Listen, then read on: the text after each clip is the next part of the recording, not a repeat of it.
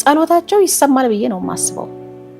የማንኛውንም ፍጡር ጩኸት ፈጣሪ ይሰማል፣ ሰምቶ ደግሞ ይመልሳል። የሚመልስበት ጊዜ ይኖራል። ስለዚህ ትንቢት ኖረም አልኖረም ከለመን ነው ይመጣል። ጸሎት ሰሚ አምላክ ነው ያለን። እናም እንኳንስ እንግዲህ እኛ ቀርቶ አውሮፓውያንም ሬኔሳንስ አይተዋል። በእግዚአብሔር የመጣን በሉት፣ በራሳቸው ጉልበት ያመጡትን በሉት፣ በሰይጣን ኃይል ያመጡትን በሉት፣ የወደቁት መላእክት ጥበብ ገልጸው የሰጧቸውን በሉት፣ ብቻ የራሳቸውን ሬኔሳንስ የራሳቸውን ሪፎርሜሽን አካሂደዋል። ለእነሱ እግዚአብሔር ከፈቀደላቸው ለእኛም የማይፈቅድበት ምንም ምክንያት የለም። አንዳንድ ጊዜ የምሰማው ወይንም የማየው አባባል አለ ሲጻፍ በኮሜንትም ላይ ሰው ተዘቅዝቆ የሚሰቀልበት ሀገር፣ ሰነፍ የበዛበት ሀገር፣ እንደዚህ የሆነ ሀገር፣ እንደዛ የሆነ ሀገር፣ ጨካኞች ምንኛ ትንሣኤ የሚባል ነገር ደግሞ ለእኛ ይመጣል? ለምን አይመጣም? እኛ ሀገር ያልሰማናቸው ቢያንስ እንግዲህ ተደርገው ሊሆን ይችላል። ቢያንስ ያልሰማናቸው አውሮፓ በጣም ይደረጉ የነበሩ መዓት የጭካኔ ነገሮች ነበሩ።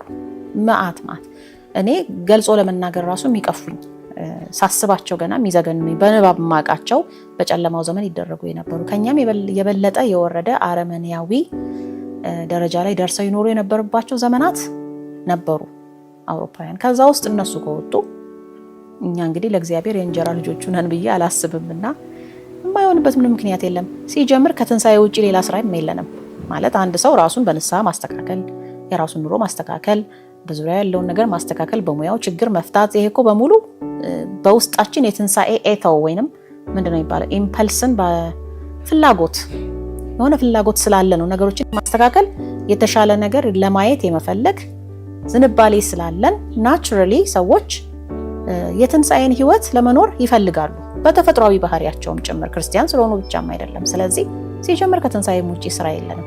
ይሄ እንግዲህ እንደው እንደ መግቢያ ያህል ካልኩት በኋላ ግን እንደው በጣም ውስጤ ገብቶ እውነትም ይሄ የኢትዮጵያ ትንሣኤ የሚባለው ነገር እውነት ሳይሆን አይቀርም እኔ እያሳመነኝ መጥቷል እንድል ያደረገኝን ሁለት ምክንያቶች ነው እንገልጽላችሁ ለዛሬ። ሌላ ሶስተኛውን ግን በጥያቄ መልክ ለእናንተ አስቀምጬላችሁ ነው የምዘጋው እና እነዛን ሁለት ምክንያቶች ልግለጽላችሁ። አንደኛው እኔን ያሳመነኝ ነገር ምንድነው? በዚሁ ቻናል ሁሌ የምገልጽላችሁ በመጽሐፍ የምጠቅስላችሁ ዩቶፒያኒዝም የተባለው እንቅስቃሴ ነው። ግሎባል እንቅስቃሴ ነው። በተለይ አውሮፓን ሬኔሳንስ ፊውል ያደረገ ወይንም ነዳጅ የሰጠ እንቅስቃሴ ነው። ከኢትዮጵያ ጋር ከፕሬስተር ጃን ወይም የቄሱ ዮሐንስ ሀገር ተብሎ ከመጠራቷ ጋር ከኢትዮጵያውያን ነገስታት ጋር በተለይ ከዛጉዌ ነገስታት ጋር ከነሱም በኋላ ከነ አጼ ሰይፈ አርዕድ እና አጼ አምደ ጽዮን እና አጼ ዘርዓ ያዕቆብ እና አጼ ገላውዲዮስ እና አጼ ልብነ ድንግል ከነሱም ቀጥሎ ያሉትን እስከ ቅርብ ጊዜ ድረስ ፕሬስተር ጃን ወይንም ቄሱ ዮሐንስ ተብሎ የሚጠሩ የኢትዮጵያውያን ነገስታትን የነሱ ሀገር ብለው ኢትዮጵያን በሚጠቅሱበት በዚያ የጂኦግራፊካል ኤክስፕሎረርስ ዘመን የአሳሾች ዘመን ስለ ኢትዮጵያ ክርስቲያናዊ ስርዓት የጻፏቸው ነገሮች ለ500 ዓመት ሲጠኑ የነበሩ ነገሮች ለኔ አንድ አሳማኝ ነገር ሆኖልኛል። ለምን መሰላችሁ? እንደ ማንኛውም ሰው እኔ ድሮ ልጅ እያለሁኝ ትንቢት ሲነገር እሰማለሁ። ቴዎድሮስ የሚባል ንጉስ ይነሳል፣ 40 ዓመት ኢትዮጵያን በፍቅር በሰላም ያስተዳድራል። በሱ ዘመን እንኳን የሰው የእንጨት ጠማማ አይኖርም፣ የአንድ በሬ እሸት የአንድ ላም ወተት ብዙ ሰው ያጠግባል ወዘተ። ይሄንን እኔም ተሰማው ኖር ያለሁኝ ግን በቃ የሆነ ዘመን ይመጣል የሚለውን ነው እንጂ በጣም ግሎባል ኢምፓክት ያለው በተለይ ከ16ኛው መቶ ክፍለ ዘመን ጀምሮ ለዓለም ለውጥ ምክንያት የሆነ ትንቢት መሆኑን አላቅም ነበር። ይሄንን ዩቶፒያን ስተዲስ የሚለውን ነገር የፒኤችዲ ተማሪ ሆኜ ይሄ ዘርፍ እንዳለ እስካውቅ ድረስ ይሄንን ዘርፍ እንግዲህ እነሱ ያውቁታል፣ እኛ ግን ዩኒቨርሲቲ ውስጥ አንማረው፣ ማንም የሚጠቅስልንም የለም። ዩቶፒያ የሚለው ቃል ራሱን ሰምቼው አውቃለሁ ዩኒቨርሲቲ ውስጥ እያለሁ። እኔ ኢትዮጵያ ውስጥ ሰምቼው አላውቅም። እንኳን ኢትዮጵያ ውስጥ ምዕራባውያን ጋር ራሱ ስለ ዩቶፒያን ስተዲስ ማንም የሚያነሳ የለም። ሜይንስትሪም አካዳሚክ ዘርፎች ውስጥ የለም። ለተወሰኑት ነው ሪዘርቭድ የሆነው። ቀርቷል ማለት አይደለም፣ ግን ለተወሰኑት ፎርም እና ፓርቲኩላርስ የሚሉት ነገር አላቸው እነሱ። ፎርም ማለት የነገሮችን ቅርጽ አካሄዳቸውን ይሄ በርድስ አይ ቪው ላላቸው ብቻ ለመሪነት ወይንም ለኃላፊነት ለታጩ ብቻ ሪዘርቭድ የሆነ የእውቀት ዘርፍ አለ። ለሌላው ለኛ ደግሞ የተቀመጠ አለ ፓርቲኩላርስ። እነሱ ደግሞ በስፔሻላይዜሽን ተከፋፍሎ እቺን ትንሽ ከዚች ከዛች ተብሎ የሚሰጠንና የታዘዝነውን የምንሰራበት ኢምፕሎይ ብቻ የምንሆንበት ተቀጣሪ ብቻ የምንሆንበት እውቀት ማለት ነው። ይሄ ፎርም የሚባለው እውቀት ውስጥ ነው ያለው ስለ ዩቶፒያኒዝም። ለኛ ለጭቁኑ የዓለም ሕዝብ አይደለም ይሄ እውቀት ሪዘርቭድ የሆነው፣ ወጥቷል ከሜይንስትሪም ካሪኩለም ውስጥ በምዕራባውያኑ በእኛም ማለት ነው። እኛ ጋር እንደውም ጭራሽም አልነበረም። ይሄንን ታዲያ በተረዳሁበት ጊዜ ኦኬ የእነሱን ሬኔሳንስ ከኢትዮጵያ ክርስቲያናዊ ስርዓት የወሰዷቸው የተማሯቸው ከኢትዮጵያ ብቻ አይደለም፣ በእርግጥ ከማንኛውም መንግስት ስርዓት ተምረዋል። ግን በጣም ኢንስፓየር የሚያደርጋቸው የኢትዮጵያው ነው። ለምንድን ነው የኢትዮጵያው በጣም ኢንስፓየር የሚያደርጋቸው የሚል ጥያቄ የሚያስነሳል። እንደው በጣም ግሎሪየስ ስፕሌንዲድ ምናምን እንደው የተለየ ፎቅና ምናምን መርከብና ወርቅ ምናምን ስላዩ ነው ወይስ ሌላ ጉዳይ አለ ሲባል the future ጭምር ከኢትዮጵያ ጋር እንደሚገናኝ ስለሚያውቁ ነው። ለዚያ ነው እዚህ ጋር ነው ቁልፉ ያለው ማለት ነው። የሞር ዩቶፒያ ወይንም የቶማስ ሞር ዩቶፒያ፣ የቶማሶ ካምፓኔላ ዩቶፒያ፣ የጆን ቫለንቲን አንድሬ ዩቶፒያ ክርስቲያኖፖሊስ የሚባለው ማለት ነው፣ የፍራንሲስ ቤከን ዩቶፒያ ምናምን ከሚለው አገላለጽ ጋር አብረው ምን ይጠቀማሉ መሰላችሁ? እንደ ተለዋጭ ቃል ማለት ነው። የቶማስ ሞር ሚሌኒየም፣ የቶማሶ ካምፓኔላ ሚሌኒየም፣ የፍራንሲስ ቤከን ሚሌኒየም፣ የከሌ ሚሌኒየም እንግዲህ የኢትዮጵያ ድርሰቶችን የሚጽፉ ማለት ነው። የከሌ ሚሌኒየም ማለት ለወደፊት ትመጣለች ወይንም ይመጣል ብሎ የሚያስበው ዘመን፣ ያ ዩቶፒያን ቲንከር ያቺ ዘመን ምን ትመስላለች የሚለውን በመጽሐፉ የገለጸበት ለማለት ነው። እንግዲህ የመጽሐፋቸው ሌላኛው ርዕስ ሚሌኒየም ነው ማለት ነው።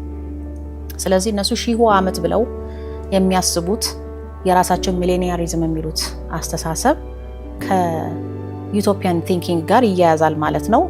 ከኢትዮጵያ ጋር ደግሞ እንዴት ነው የሚያያዘው? ይሄ በአፄ ንብለ ድንግል በአፄ ዘርዓ ያዕቆብ ላስታ ነገስታት የነበረው ክርስቲያናዊ ስርዓት ለወደፊት ተመልሶ የሚነሳው እሱ ነው ብለው ስላመኑ ነው ኢትዮጵያ ላይ ያተኮሩት እንጂ ጠቃሚ የሆኑ ስርዓቶችን ከኢትዮጵያ ብቻ ስለወሰዱ ነው ማለት አይደለም። ግን አተኩረውበታል፣ አስምረውበታል።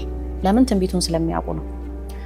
ገድለ ፊቅጦር፣ ራእየ ሲኖዳ የሚባሉትን በደንብ ግልጽ አድርገው ከኢትዮጵያም ጋር ጠቅሰው ጭምር አያይዘው በሬኔሳንሳቸው ዘመን በደንብ አድርገው በሮያል ኮርትስ ወይንም በቤተ መንግስቶቻቸው ይወያዩበት እንደነበረ አንድ ያሳየኝ ነገር እንግዲህ ይሄ ነው ማለት ነው። ለአሜሪካ ምስረታ ጭምር ዘ ኒው ወርልድ ኦርደር ብለው አዲስ ሀገር አዲስ ስርዓት በዚያኛው የዓለም ክፍል እንመሰርታለን ብለው ማይግሬት አድርገው ወደ አሜሪካ ሄደው ኔቲቭ ኢንዲያኖቹን ገፍተው መሬታቸውን ወስደው አዲስ ሀገር ለመመስረት የተነሱበት ምክንያት ራሱ ለመቅደም ነው።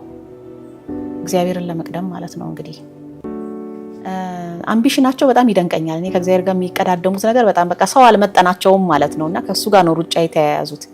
እሱ ሳይቀድመን እኛ እንቅደመው አይነት ነገር ወይንም የሚንቁት ጥቁር ሕዝብ ሳይቀድማቸው እነሱ ለመቅደም የሚያደርጉት ሩጫ ማለት ነው። እና ይሄ በጣም ትልቅ ግሎባል ኢምፓክት ያለው ትንቢት መሆኑን ስረዳ እኛንን የተኛ ነው። እኛ ኮማ ውስጥ ነን። ብዙ ችግር ስለተደራረበብን ፌንት ሰርተን ኮማ ውስጥ ነው ያለ ነው።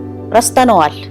እነሱ ግን አልረሱትም። እና የሆኑ ነገሮችን እንድመለከት ራሱ መንፈስ ቅዱስ የሚመራኝ የሚመስሉኝ ሁኔታዎች ይከሰታሉ። አንዳንድ ጊዜ ምን ገጠመኝ መሰላችሁ? ከሆኑ ዓመታት በፊት ነው፣ ቆየት ብሏል።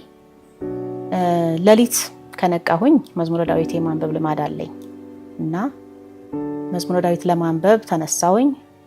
ከዛ ልጸልይ ከቆምኩ በኋላ የሆነ ነገር ነበር የዛ ሰሞን እንግዲህ በጣም ድባቴ ውስጥ የከተተኝ ይመስለኛል። ወይ የጦርነት ዜና ነው ወይ ደግሞ የመታገት ዜና ነው። ብቻ ከተለመዱት የሰቆቃ ዜናዎች አንዱን ወይ ሁለቱን ወይ ሶስቱን ሰምቻለሁ ያ ሰሞንና ውስጤ በጣም ድብት ብሎት ነበረ፣ አዝኜ ነበርና ዳዊቱን ለመጸለይ ካነሳሁት በኋላ መልሼ ተውኩትና ዝም ብዬ እንዲሁ ከልቤ በተሰበረ ልብ ልበላችሁ መጸለይ ጀመርኩ። በቃ ዝም ብዬ ለእግዚአብሔር ማውራት ጭንቀቴን ማለት ነውና ሌሊት ነው።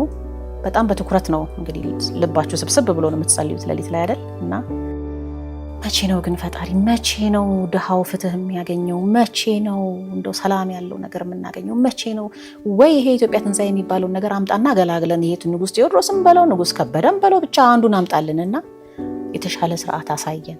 መቼ ነው ሰላማችንን የምናገኘው? መቼ ነው ጽድቅ የምናየው? መቼ ነው የተሻለ ህይወት የምናየው? መቼ ነው ፍቅር የምናየው? ሰው ለሰው ተሳስቦ አገሪቱ መቼ ነው ካንተ ጋር ራሱ መገናኘቷን የምናየው? ወይ ካንተ አልሆንም ወይ ከምድራዊው ነገር አልሆንም። ፍትህ የለም፣ ርትዕ የለም። እና ብቻ በአይምሮ ውስጥ የነበረው በጣም ይሄ የሚገፋው ህዝብ፣ የሚበደለው ህዝብ በተለያየ መንገድ ንብረቱን የሚያጣው በቃ ምን ልበላችሁ ታውቁታላችሁና በጣም በጭንቀት ያንን ጸሎት ካደረኩ በኋላ እንግዲህ መዝሙረ ዳዊት ሲጸለይ ቀኑ ሮብ መሆኑን አስታውሳለሁ። እንግዲህ ሮብ ከሆነ መዝሙረ ዳዊት የምትጸልዩ ታውቁታላችሁ። ከ61 ነው የሚጀምረው አይደል? መዝሙር 61 ከዚያ ነው የሚጀምረው። ሰኞ ከ1 እስከ 30 ነው። ማክሰኞ ከ31 እስከ 60 ነው። ሮብ ደግሞ ከ61 እስከ 80 ነው። እና እኔ ግን እጄ የመራኝ መዝሙር 71 ነው የከፈትኩት ቀጥታ። ልክ ከ71 እንደሚጀምር ምንም 61 የሚለውን አላስታወስኩም። ሌላ ጊዜ እኮ አስታውሳለሁ። የዛን ቀን ግን 71 ላይ ነው ቀጥታ የሄድኩትና አሁን እየጸለይኩት የነበረውን ነገር መዝሙር 71 ውስጥ አገኘሁት እና ግራ ተጋባው። ራሱ አሁን ስለ የነበረው ነገር አይደለም እንዴ ይሄ አልኩና በጣም ደነገጥኩኝ። ላንብብላችሁ መዝሙር 71። አቤቱ ፍርድህን ለንጉስ ስጠው፣ ጽድቅህንም ለንጉስ ልጅ። ሕዝብህን በጽድቅ ድሆችህንም በፍርድ ይዳኝ ዘንድ። ተራሮችና ኮረብቶች የሕዝብህን ሰላም ይቀበሉ። ለድሆች ሕዝብህ በጽድቅ ፍረድ። የድሆችንም ልጆች አድናቸው፣ ትዕቢተኛውንም አዋርደው። ፀሐይ በሚኖርበት ዘመን ሁሉ በጨረቃም ፊት ለልጅ ልጅ ይኑር። እንደ ጠል በባዘቶ ላይ በምድርም ላይ እንደሚንጠባጠብ ጠብታ ይወርዳል። በዘመኑም ጽድቅ ይበቅላል። ጨረቃም እስኪያልፍ ድረስ ሰላሙ ብዙ ነው። ከባህር እስከ ባህር ድረስ ከወንዝም እስከ ዓለም ዳርቻ ድረስ ይገዛል። በፊቱም ኢትዮጵያ ይሰግዳሉ፣ ጠላቶቹም አፈርን ይልሳሉ። የተርሴስና የደሴቶች ነገስታት ስጦታን ያመጣሉ። የሳባና የአረብ ነገስታት እጅ መንሻን ያመጣሉ። የምድር ነገስታት ሁሉ ይሰግዱለታል፣ አሕዛብም ሁሉ ይገዙለታል። ድሃውን ከሚቀማው እጅ ረዳት የሌለውንም ምስኪን ያድነዋልና። ለድሃና ለምስኪን ይራራል፣ የድሆችንም ነፍስ ያድናል። ከአራጣና ከቅሚያ ነፍሳቸውን ያድናታል። ስሙም በፊታቸው ክቡር ነው፣ እርሱም ይኖራል። ከአረብም ወርቅን ይሰጡታል፣ ሁልጊዜም ስለ እርሱ ይጸልያሉ፣ ዘወትርም ይመርቁታል። በተራሮች ራስ ላይ ለምድር ሁሉ መጠጊያ ይሆናል። ፍሬውም ከሊባኖስ ዛፍ ይልቅ ከፍ ከፍ ይላል፣ እንደ ምድር ሳር በከተማ ይበቅላል። ስሙ ለዘላለም ቡሩክ ነው። ከፀሐይም አስቀድሞ ስሙ ነበረ። የምድር አሕዛብ ሁሉ በእርሱ ይባረካሉ። ሕዝቡ ሁሉ ያመሰግኑታል። ብቻውን ተአምራትን የሚያደርግ የእስራኤል አምላክ እግዚአብሔር ይመስገን። የምስጋናው ስም ለዓለምና ለዘላለም ይባረክ። ምስጋናው ምድርን ሁሉ ይምላ። ይሁን ይሁን ይላል።